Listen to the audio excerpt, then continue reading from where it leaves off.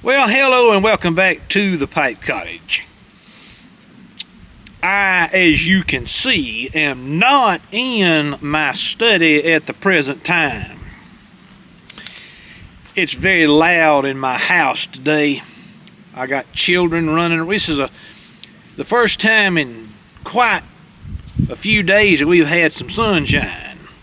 And so the children are really enjoying time outside, and I got my youngest boy inside the house playing with his Christmas toys, and I've got just a lot of noise around the house. And so I said, well, if I'm gonna make a video, I need to go down and see if I can do it by the creek. I'm not usually down here this time of day. It's about 1 o'clock in the afternoon, and usually when I'm down here I have a little fire. We have a campsite here next to the creek that we come to in the evening time every once in a while. We'll do a little cookout over the fire in this lovely area. But there's two things I want to talk about today. Two things. First is regarding Sutliff, the tobacco company out of Richmond, Virginia. The second is why I don't make New Year's resolutions.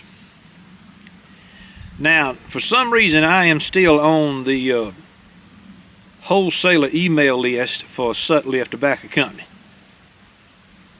And I guess, I don't know why they never took me off, but when I had a pipe and tobacco shop 3 years ago, hard to believe it's been that long now, I was on their wholesaler list. But now I'm still on it, and I got an email this morning from Sutliff said, well, we're going to be closing down our factory, and it was a trade email. You'll learn about this if you hadn't already. The bottom line is almost all of the McBaron blends are going to be discontinued. Nearly everything that Sutliff produces is going to be discontinued. And as far as I can tell, that includes Seattle Pipe Club blends and the entire HH line of McBaron.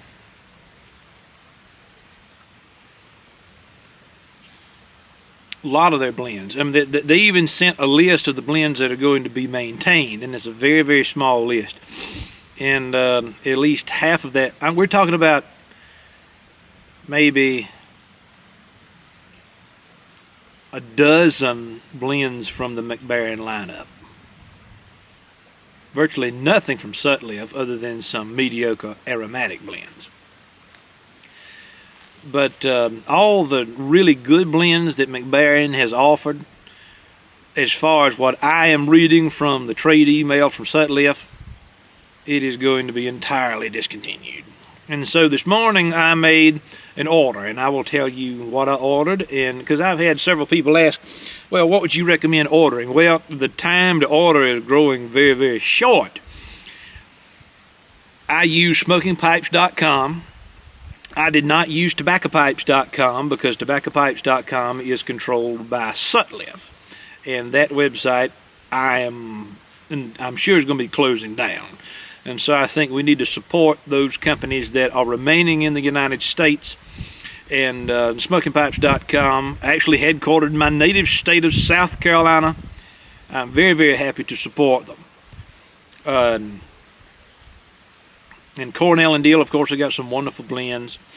But I'll just tell you what I ordered in case you're interested. I ordered a pound of McBaron Plum Cake, a pound of Golden Extra, a pound of Old Dark Fired in their HH line. I ordered a pound of Mississippi River, which I like better, far better than Plum Pudding. Actually, that's probably the only blend that Seattle Pipe Club produces that I really spend any time with. And then I ordered 5 tins of St. Bruno Flake. Now, why did I order St. Bruno Flake? That is one of the blends that is listed on the trade email as being a blend that will be continued. So why did I stock up a little bit on that. I think that those blends are going to be pricier by this time next year. I think that St. Bruno Flake and the few blends that will be maintained from the McBaron lineup are going to increase in price. They won't be as cheap as what they are now.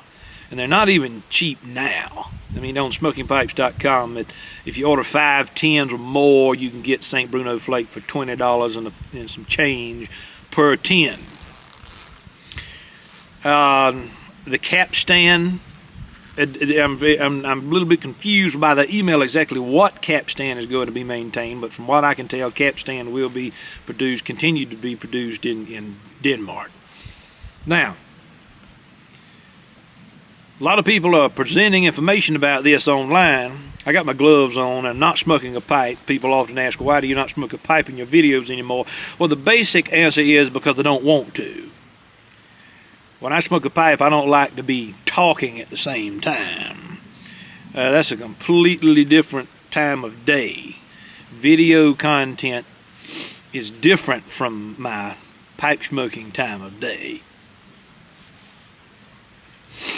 So I've seen several people online producing content about this, about Sutliff closing down and so forth. A lot of people are aggravated with the Scandinavian Tobacco Group. I've not read any of the forums. I don't go on forums. I don't do any of that, but I have read what some people are doing with their YouTube channels. And I think that there's a lot of criticism towards STG that is not warranted. As an owner of a company, they have every right to do what they want to do with their company. Every right. If you want to criticize people, you need to be focusing on those in Sutliff who sold to McBaron, and figure out if that was even necessary in the first place, because that's where some of this started. And then you have to figure out why McBaron sold to the Scandinavian Tobacco Group. As far as I know, nobody can put a gun to your head and force you to sell a company of that magnitude. Somebody at Sutliff decided to sell out to McBaron. Somebody at McBaron, I hear it's a nephew of the primary family who owns the place, sold out to the Scandinavian Tobacco Group. But even then, it's not your job to decide what somebody does with their business. And I think American patriotism does not apply to somebody's private business enterprise. There's no reason why somebody who owns a company in this country receives an offer from somebody in another country and decides to sell on their own accord. Now, there's some criticism as to what will happen with the employees of those companies. Well, the employee is not the employer.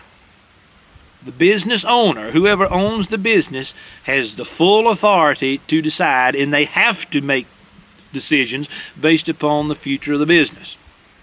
If you're going to be in business, you've got to consider profit. Now, I don't think that profit should be the absolute end game, and you should make that, and you should pursue whatever means necessary to reach that end. There is such a thing as ethics and morality. But folks, this is just pipe smoking. It's just pipe smoking. We're not talking about well, I was about to say we're not talking about the agricultural sector, but we are. But remember that 98% of pipe tobacco that you buy in this country, even from Sutliff, is not produced in the United States. So let's think about that. The tobacco farmers that provide the tobacco that Sutliff used, and this came to me from the president of Sutliff himself, from his own mouth, 98% of the tobacco that Sutliff has been using does not come from the United States. That's a greater concern to me than what happens to the Sutliff Tobacco Company. Now, it's true. Sutliff is a long-time Virginia company.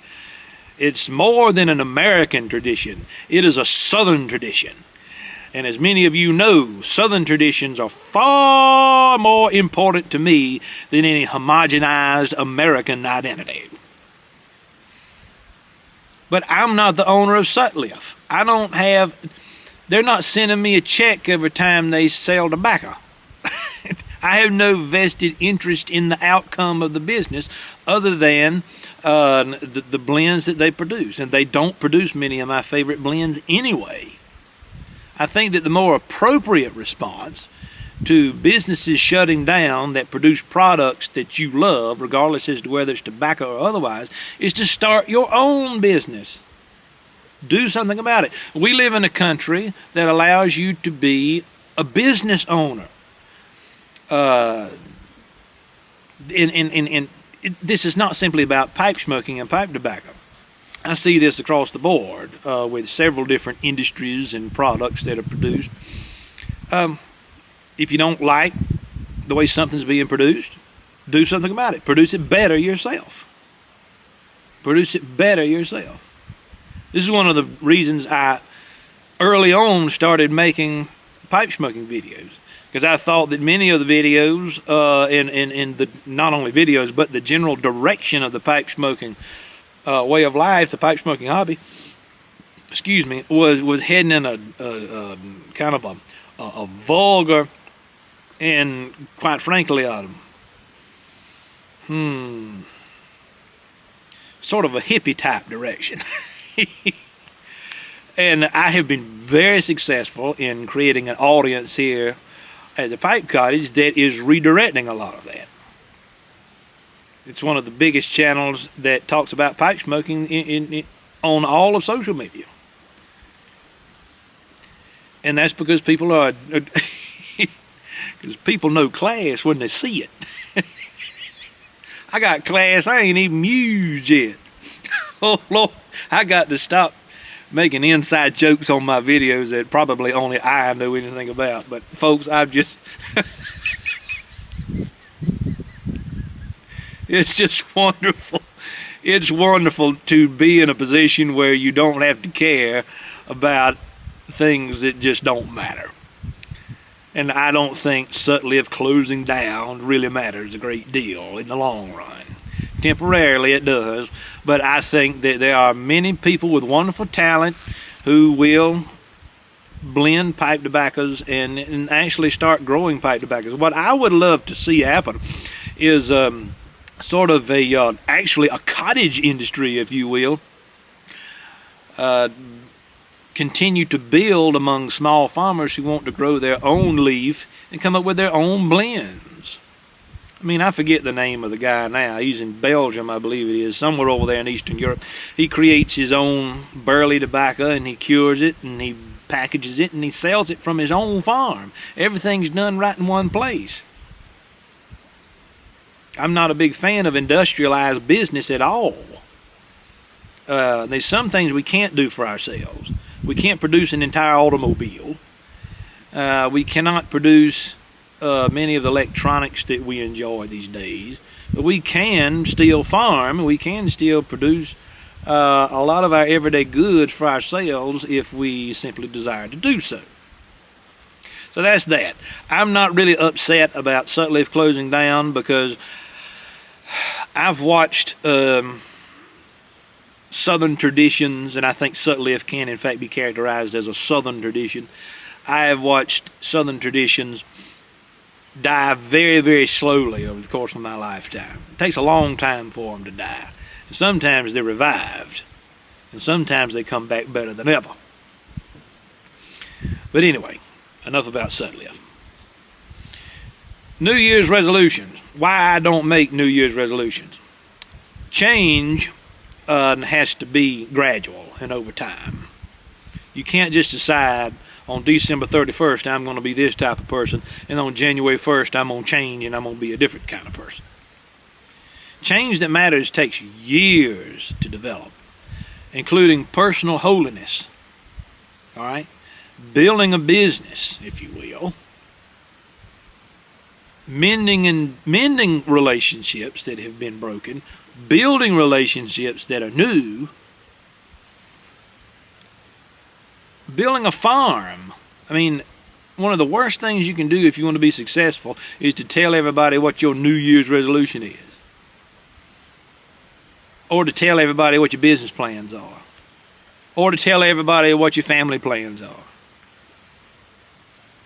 Don't tell people your plans, show them the results. The results speak far louder than any plan that you can share with the public. I've got plans, but I sure ain't gonna tell people about it. I've got huge overarching plans for my land, for my family, for the Pipe Cottage brand, but I'm not gonna tell people about it.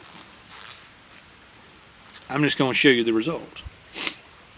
An example, for 2 years, people have been asking me to create a book club, to record lectures about history and various other and sundry topics, and to offer that to people. Well, I've done it. I didn't tell people I was going to do it until it was done. And now we are launching our book club on January 20th, and buddy, we got far more people signed up than what I thought we were going to have. Because I didn't tell people about it until it was finished, until I knew I was going to do it, until I had everything set up to do it. That's just a small example.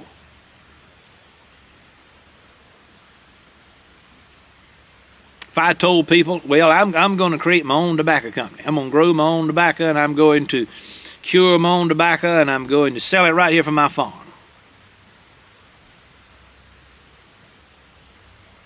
I'm not going to tell people that's what I'm going to do until it's done. And I'm not saying that I'm going to do that. What I'm saying is, it's best to keep your mouth shut until you have results to demonstrate just how good you are. You will never be good until you know that you are. There's no use trying to convince other people that you're good at something. As long as you know that you're good at it, success will come, and then you will have results that you can show if you desire to do so. I'm watching my bloodhound over there. Man, she looks pretty in that sunshine. I got a pretty bloodhound. Miss Maple is her name. She loves being down here by the creek. But that's all I wanted to say. I really wanted to address the Sutliff issue and talk about this New Year's resolution nonsense. But life is good. I could almost just sit right here and listen to the creek run for the rest of the day. But I got to go back to the house, because my children are all rambunctious. And it's dinner time. And I got to go eat. But ladies and gentlemen, this is Alan Harrelson with the Pipe Cottage. Thank you for stopping by.